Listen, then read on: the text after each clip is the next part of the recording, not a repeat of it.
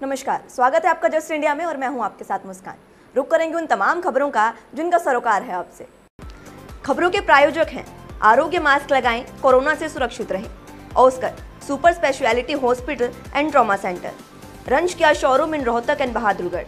Showroom पर आएं, test drive लें और गाड़ी बुक कराएं। लाइन ऑफ एक्चुअल कंट्रोल पर तनावपूर्ण हालात हैं और भारत और चीन की सेनाएं आमने सामने हैं। तनाव को देखते हुए भारतीय सेना के प्रमुख जनरल MM नरवणे ने 2 दिवसीय दौरे पर लद्दाख पर रहे, जहां वो सभी तैयारियों की समीक्षा कर रहे हैं। जहां आज मीडिया से बात करते हुए जनरल नरवणे ने कहा कि LAC पर स्थिति नाजुक और गंभीर है। सेना प्रमुख ने कहा कि अभी जो LAC पर स्थिति है वो नाजुक और गंभीर है, लेकिन हम लगातार इसके बारे में सोच विचार कर रहे हैं। हमारी सुरक्षा के लिए हमने कुछ एहतियाती कदम भी उठाए हैं। मुझे उम्मीद है कि हमने जो तैनाती की है उससे हम अपनी सुरक्षा कायम करेंगे। आगे सेना प्रमुख जनरल MM नरवणे ने कहा कि कल लेह पहुंचने के बाद मैंने अलग अलग जगहों पर ऑफिसर से बात की है और स्थिति का जायजा लिया है। जवानों का जो मनोबल है वो बेहद ऊंचा है। उन्होंने कहा कि जो जवान है वो हर चुनौती का सामना करने के लिए तत्पर है। मैं यकीनन कह सकता हूं कि हमारे जवान ने न केवल भारतीय सेना बल्कि देश का भी नाम रोशन करेंगे। आपको बता दें कि भारतीय सेना प्रमुख जनरल मनोज मुकुंद नरवणे सीमा पर चीन के साथ तनाव के बीच ऑपरेशन की तैयारियों की समीक्षा करने के लिए 2 दिन के लद्दाख दौरे पर हैं। नरवणे गुरुवार तड़के लेह पहुंचे और वहां मौजूद वरिष्ठ अधिकारियों के साथ बातचीत की। उन्होंने चीन के रणनीतिक प्रयासों को विफल करने के लिए रणनीति पर भी चर्चा की। प्रदेश भर में एक साथ परिवार पहचान पत्र बनाने की योजना सिरे नहीं चढ़ पाई है। प्रति सेकंड 1400 एंट्री की क्षमता वाले सर्वर पर 7000 का बोझ पड़ा तो सर्वर डाउन हो गया। इससे प्रदेश भर में तय समय सीमा में PPP वेरिफिकेशन और नई ID बनाने का काम धीमा हो गया है। कई जिलों में मात्र 4 से 5 ID ही बन पाई हैं। इसके चलते सरकार ने योजना में बदलाव किया है। अब पूरे प्रदेश के जिलों को एक साथ इस कार्य में नहीं जोड़ा जाएगा। पहले 6 जिले, फिर 5, उसके बाद 5 और लास्ट में 6 अन्य जिलों में यह कार्य होगा। ये ID न बनने से लोगों से पेंशन संबंधी काम भी उनके अटक गए हैं। पहले चयनित 6 जिलों में फरीदाबाद, पंचकुला, जींद, गुड़गांव, पलवल और हिसार है। इनमें से सोमवार से बुधवार तक स्कूलों में ये कार्य होगा, जबकि गुरुवार से शनिवार तक पंचायत घर, अस्पताल या किसी अन्य सार्वजनिक स्थान पर PPP बनेंगे। आंकड़ों की बात करें तो अब तक प्रदेश में करीब 19.75 लाख परिवारों की ID बन चुकी है, जबकि प्रदेश में करीब 60 लाख परिवार हैं, यानी करीब 40 लाख परिवारों की ID बनना अभी बाकी है। सर्वर पर बड़ा बोझ मेरी फसल मेरा ब्यौरा को लेकर भी है, क्योंकि किसान भी इस पर रजिस्ट्रेशन करा रहे हैं। कृषि विभाग ने 7 सितंबर तक इसकी तारीख को भी बढ़ा दिया था। दिल्ली से सटे हरियाणा के सोनीपत के मुरथल के 2 मशहूर ढाबे कोरोना संक्रमण की चपेट में आ गए हैं। सुखदेव ढाबे के 71 कर्मचारी और गरम धरम ढाबे के 10 कर्मचारी कोरोना पॉजिटिव पाए गए हैं, जिसके बाद इन दोनों ढाबों को अलग अलग आदेशों तक के लिए सील कर दिया है। दोनों ढाबे पर कुल 81 कर्मचारी संक्रमित हुए हैं। इन सभी कर्मचारियों का RT-PCR टेस्ट किया गया था। मिली जानकारी के अनुसार सुखदेव ढाबे पर काम करने बाहर से आए 71 कर्मचारी कोरोना संक्रमित हुए हैं। किसी से कोई लक्षण हालांकि इनमें नहीं दिखे हैं, लेकिन उसके बाद भी इन्हें घरों में क्वारंटाइन कर दिया है। मामले की सूचना पर SDM विजय सिंह मौके पर पहुंचे और जरूरी दिशा निर्देश दिए। ढाबे के संचालक ने बताया कि एहतियात के तौर पर ढाबे को 2 दिन के लिए बंद कर दिया गया है और उसे सैनिटाइज भी करवाया जा रहा है। उप सिविल सर्जन और ग्रामीण क्षेत्र की नोडल अधिकारी डॉक्टर गीता दहिया ने बताया कि सुखदेव ढाबे पर काम करने वालों के सैंपल की जांच की गई थी। उसमें ढाबे के कर्मचारी कोरोना पॉजिटिव मिले हैं। राज्य में लॉकडाउन खुलने के बाद मिली छूट से राज्य में कोरोना संक्रमण ने स्वास्थ्य विभाग के अनुमान को गड़बड़ा दिया है। जो अनुमान विभाग लगा रहा था उससे कहीं ज्यादा पॉजिटिव मरीज राज्यों से सामने आ रहे हैं। विभाग ने 15 सितंबर तक 72,904 पॉजिटिव मरीजों का अनुमान लगाया था, लेकिन 12 दिन पहले ही ये आंकड़ा 71,000 के करीब पहुंच चुका है। अब प्रदेश में 70,978 मरीज हो गए हैं। विभाग ने 31 अगस्त तक 59,209 मरीजों का अनुमान लगाया था, जबकि इस तारीख तक 65,000 से ज्यादा मरीज आ गए थे। हालांकि सक्रिय मरीज 31 अगस्त तक के अनुमान में तो कम सामने आए हैं, लेकिन अब 15 सितंबर तक अनुमान से ज्यादा हो सकते हैं। स्वास्थ्य विभाग के अनुमान 18,226 की अपेक्षा 12 दिन पहले 14,295 सक्रिय मरीज हैं। हालांकि राहत की बात यह है कि विभाग की तैयारियों से राज्य में कोई अव्यवस्था नहीं हुई है। विभाग का मानना है कि सितंबर मध्य तक 1,823 ऑक्सीजन और ICU बेड और वेंटिलेटर की जरूरत होगी, जबकि 9,279 बेड और वेंटिलेटर की व्यवस्था अस्पतालों में और मेडिकल कॉलेजों में पहले से ही की हुई है, यानी 7,446 बेड अनुमानित जरूरत से ज्यादा तैयार हैं। नागरिक अस्पताल में चिकित्सकों की कमी होने से मरीजों को परेशानियों का सामना करना पड़ रहा है। दरअसल अस्पताल में 4 चिकित्सकों ने अपने पद से त्यागपत्र दे दिया है, जिसके बाद चिकित्सकों की संख्या घटकर 6 रह गई है। वहीं अस्पताल प्रबंधन ने मामले को लेकर सिविल सर्जन कार्यालय को सूचना भेज दी है ताकि चिकित्सकों की कमी को पूरा किया जा सके।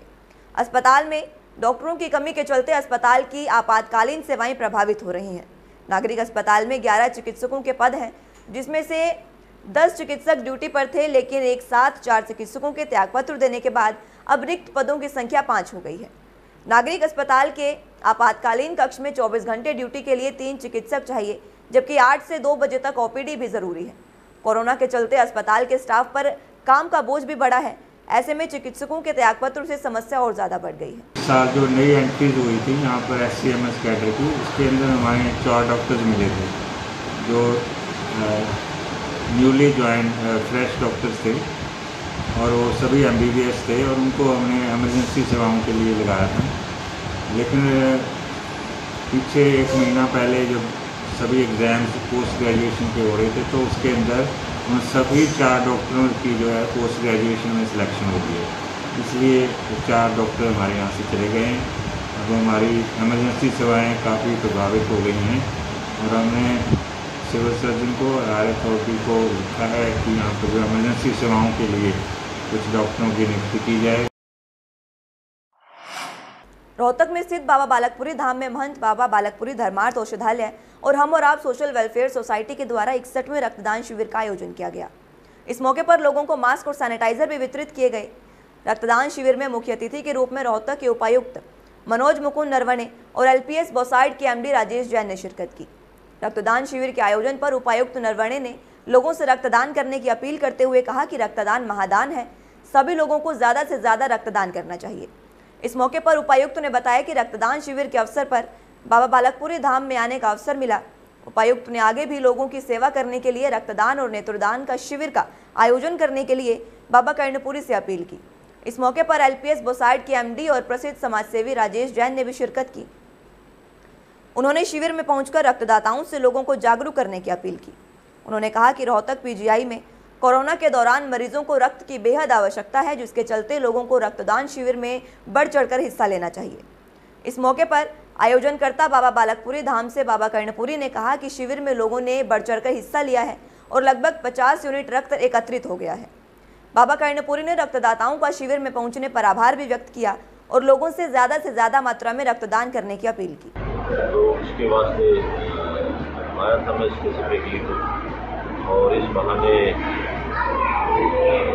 स्वामी जी का आशीर्वाद प्राप्त हुआ और जन कल्याण की जो काम कर रहे हैं खासतौर पर मेडिकल फील्ड में, तो वो भी मैंने अवलोकन किया जहाँ लोगों को बहुत ही सस्ती योजनाएँ करीब के बराबर, चाहे वो फिजियोथेरेपी में है, चाहे वो डेंटल से रिलेटेड है, चाहे वो आँखों से रिलेटेड है या डायग्नोस्टिक्स से रिलेटेड है, वो सारी चीज़ें यहाँ कर रहे। मैंने महाराज जी के बारे में सुना था पहले और मैंने देखा है उनको और बहुत ही नेकी का काम कर रहे हैं। ब्लड डोनेशन अपने आप में एक बड़ा उत्तम कार्य है और अभी तो रोहतक मेडिकल कॉलेज में शॉर्टेज चल रही है, तो सबसे ये अपील है कि वो ज़्यादा से ज़्यादा लोग आगे आएँ, इस ब्लड डोनेशन कैंप में अपना सहयोग दे, जो समय समय पर लगते रहता है। और नीट अभी जो मैंने इनका पढ़ा है वो कह रही थी कि 50% लोग विदाउट आइज के चले जाते हैं, तो और जिसमें कि सिर्फ पुतली ही डोनेट की जाती है, तो कोई भी नेगेटिव इफेक्ट नहीं है। इस रात के उपलक्ष्य में एक भव्य रक्तदान शिविर का आयोजन किया गया, जो कि रक्तदान मन श्री बालकपुरी धर्मार्थ औषधालय व हम और आप सोसाइटी द्वारा लगाया गया, जिसके अंदर 50 डोनेट हुए। सभी रक्तदाताओं को मैं यहाँ पे आने पर धन्यवाद करता हूँ और हमारे आज के जो मुख्य अतिथि थे DC साहब थे, राजेश जैन जी थे, मनमोहन गोयल जी थे, सभी जो गणमान्य व्यक्ति शहर के थे, सभी ने यहाँ पे आकर के इस शोभा को बढ़ाया। मैं सभी का धन्यवाद करता हूँ। शहर में सड़कों पर आवारा पशुओं के अधिक होने के कारण लोगों को परेशानियों का सामना करना पड़ रहा है, जिसके चलते लोगों ने इसकी शिकायत नगर निगम कमिश्नर प्रदीप गोदारा से की थी। जिसके बाद कमिश्नर ने समस्या का तुरंत समाधान करते हुए आवारा पशुओं को सड़कों से हटाने के आदेश दे दिए हैं। आवारा पशुओं को पहरावर में स्थित गौशाला में छोड़ने के निर्देश दिए गए हैं। कमिश्नर के आदेशों का पालन करते हुए CSI सुंदर सिंह और ASI कृष्णलाल और संदीप राठी ने देर रात 1 बजे आवारा पशुओं को ट्रक में बैठाकर पहरावर गौशाला में छोड़ा।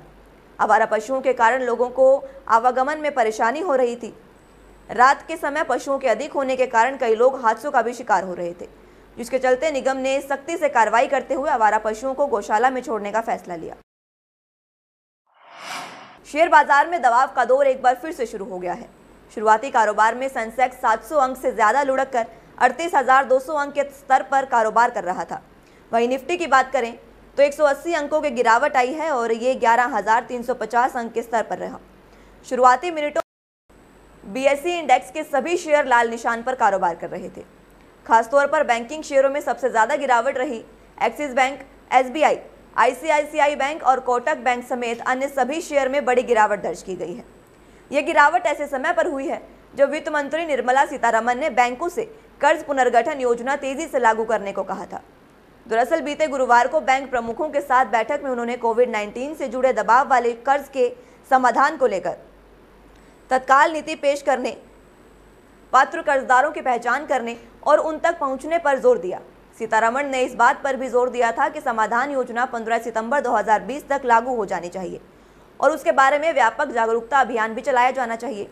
बता दें कि भारतीय शेयर बाजार लगातार 2 दिनों की तेजी के बाद गुरुवार को कमजोरी के साथ बंद हुआ था। सेंसेक्स पिछले स्तर से 95 अंक फिसलकर 29,000 के मनोवैज्ञानिक स्तर से नीचे बंद हुआ था और निफ्टी भी करीब 8 अंक फिसलकर 11,527 पर ठहरा। खबरों के प्रायोजक थे Pramod trading company, tiles, sanitary ware, Ghanipura, Jhajjar road, Rohtak.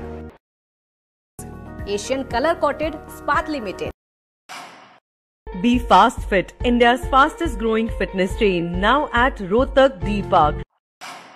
Corona महामारी से लड़ने के लिए आरोग्य मास्क लाया है आपके लिए सबसे आधुनिक मास्क। इसके साथ ही आपको मिलेगी आधुनिक PPE किट, वो भी बहुत ही सस्ते रेट पर। contact@arogyamask.com पर जाएं और हमसे संपर्क करें या फिर www.arogyamask.com से जुड़ें। इसके साथ ही आप हमें कॉल कर सकते हैं। हमारा पता है Anand international, plot number 181, sector 25, Panipat, Haryana.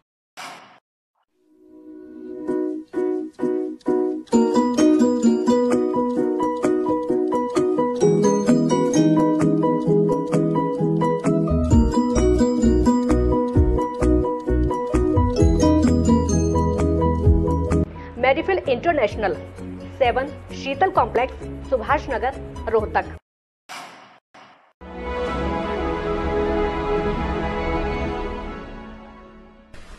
चाचा, आपने नया घर बनवाया है तो घर की छत पर कौन सी शीट लगवाई है?